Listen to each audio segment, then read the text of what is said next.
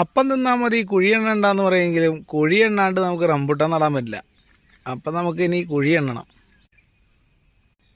ഇതാണ് നമുക്ക് വന്ന HDP പോണ്ട് ലൈനർ. ഇത് 500 GSMൻ്റെ പോണ്ട് ലൈനറാണ്.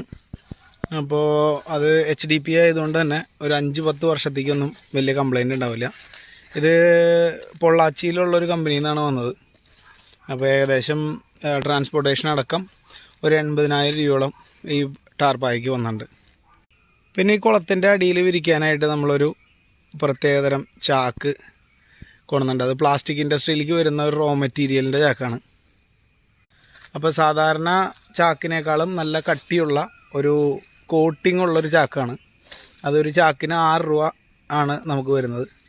അപ്പോൾ ചണച്ചാക്ക് എടുക്കാനാണ് പോയത്. അപ്പോൾ ചാക്ക് എടുക്കാൻ പോയപ്പോൾ ഒരു ചാക്കിന് 15 രൂപയാണ് ഇപ്പോഴത്തെ മാർക്കറ്റ് റേറ്റ്, ഹോൾസെയിൽ വിൽക്കണ കടയിൽ. അപ്പോൾ റീറ്റെയിലിൽ ചോദിച്ചു കഴിയുമ്പോഴും 15 തന്നെയാണ് അവർ പറഞ്ഞത്.